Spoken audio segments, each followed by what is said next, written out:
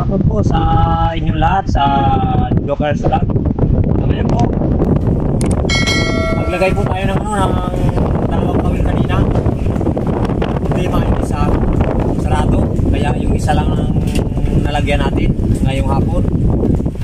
Kaya babalikan natin ngayon yung butas na nilagyan namin na isa na lang natira. Sana po kumain kasi may nag-request sa atin na taga Landbank na gusto raw makatikim ng Malabanos. Titikman niya raw kung anong lasa. Kaya naglaot ngayon tayo ngayong hapon para makakuha tayo para doon sa may nag-request sa atin na Malabanos. Tara po, lakad po tayo. Ayun lang po, malapit lang po. Yan, pag kumalang mo sa Pilapil, andyan na tayo agad yung sa turot doon. Manda.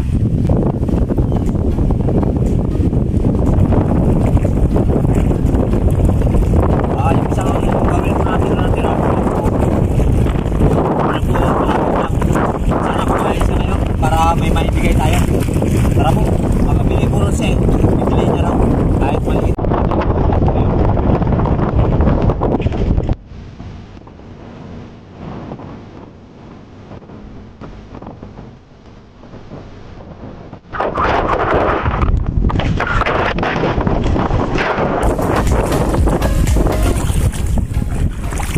Kumain na po, kumain na. Kumain na. Hindi niya lang gano'n sinagat. Tabunak doon eh.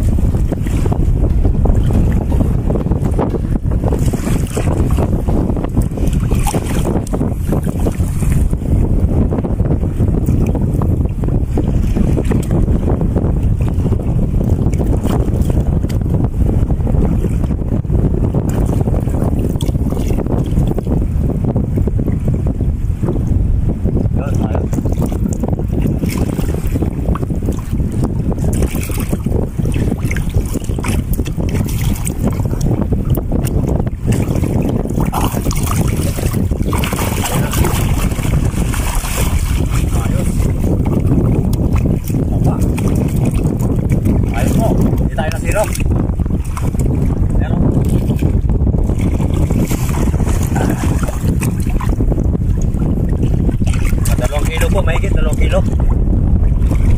Ayos. Tara po, uwi na tapo tayo.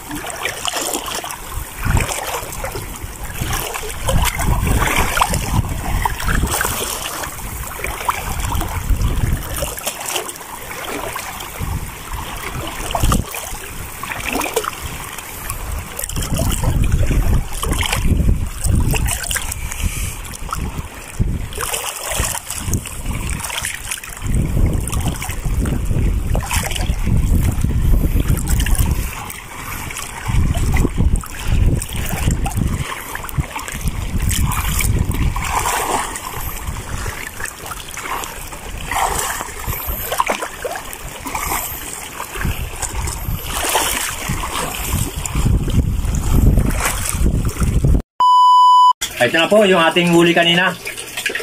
Yung isang piraso. Dadalahin po natin na ngayon.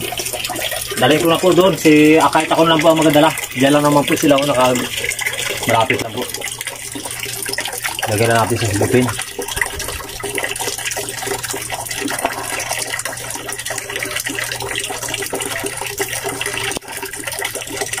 Oh, buhay pa oh.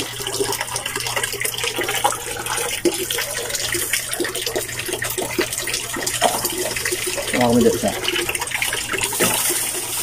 Maganda yung ito, buhay na buhay. Opo, yan po. Sa wakas, makakatikim din siya ngayon. Matagal na raw po siya gusto makatikim ng Malabanos. Bahala na po siya kung hindi na natin siya pipresyohan. Bahala na po siya kung magkano ang niya, bigay sa atin, pagkakalog niya sa atin. Ang malaga, mapagbigyan natin siya ngayon sa kanyang request. Tara po, lakad po tayo. Ito na po mga ka-Jokers Vlog. Hinatid natin doon yung Malabanos. Ang problema, sabi niya, takot daw siya magayat dahil buhay pa. Sabi niya, ako na lang raw ang magayat. Baka makagat pang araw siya. Kaya binalik ko po dito para gayatin natin. Pag nagayat na, bago ihatid ko naman doon sa kanya.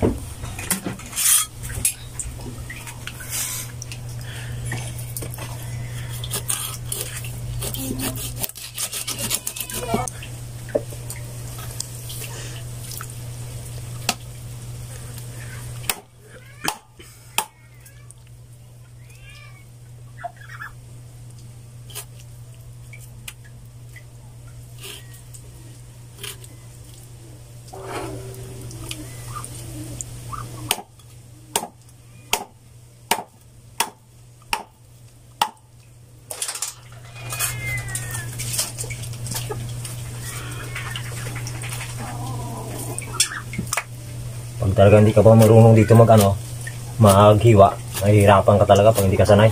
Ganito lang po, kasi pag maganda gayat-gayatin mo muna ng hiwa-hiwaan muna ng magkabilaan bago ka magayat ng kung anong gusto mo laki, kung ganyan kaliit o kung ganyan kahaba. Kasi pag hindi natin gayat-gayatan, puputol-putol lang tayo, pangit siya pag naluto. Maganda kasi ganito, pag oras na ginataan mo, pasok yung lasa doon sa loob. Ngayon, nasabi niya kahit ang ganito lang kahaba.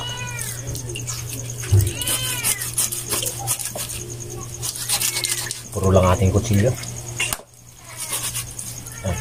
Ito.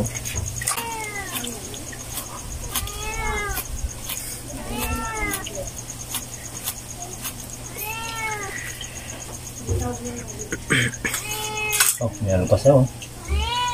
May tangkig po na nakinain. Ay, hindi. Malabanos din na maliit. Oh. Malabanos po na maliit. Oh. Ang kinain niya. Oh. Akala ko tangkig. Yan po. Biro mo to. Nilunok niya. Oh. Nilunok niya ang kapwa niya malabanos. Kailan mas maliit.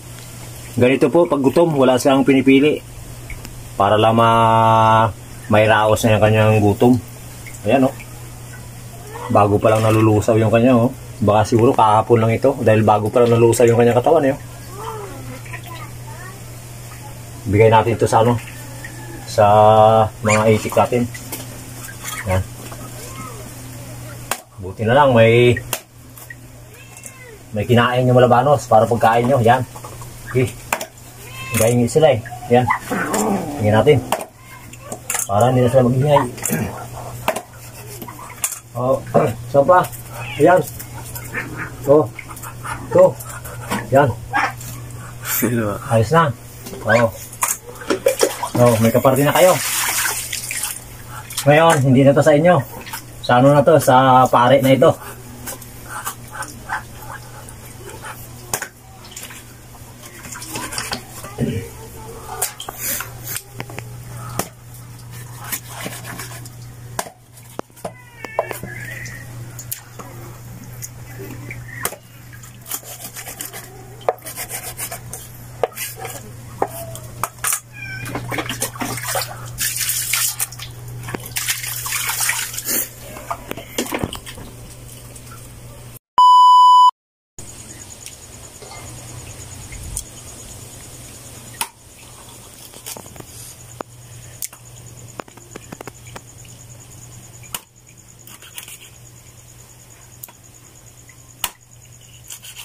Yun, ayos na.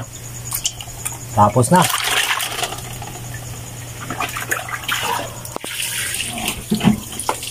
Yan po, idadalay natin po yan doon.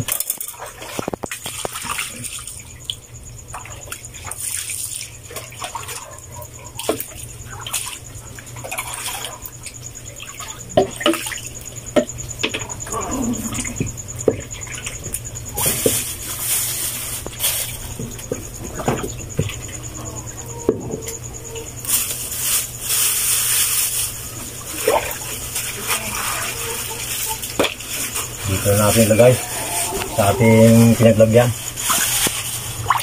Ito.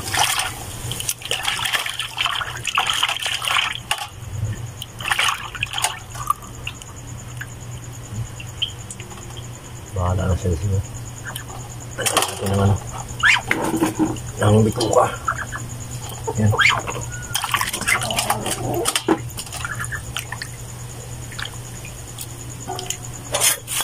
Tanggal natin ang asam.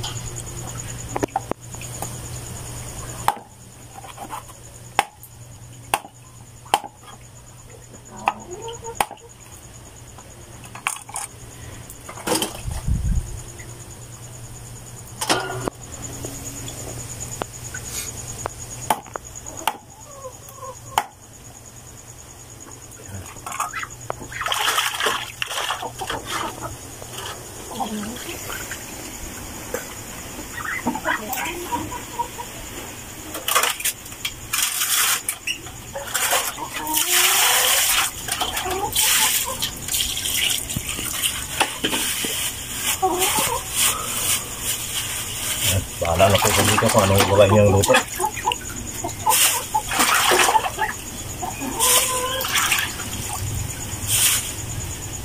Nagulto po.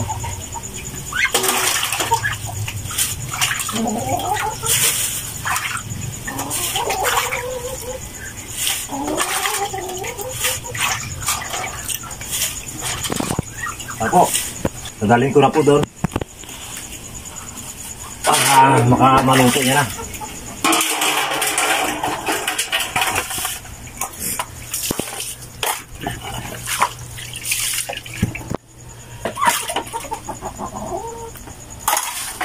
Ako, daling ko na doon para ano, magantay na siya doon. Maraming salamat po. God bless. Tara po.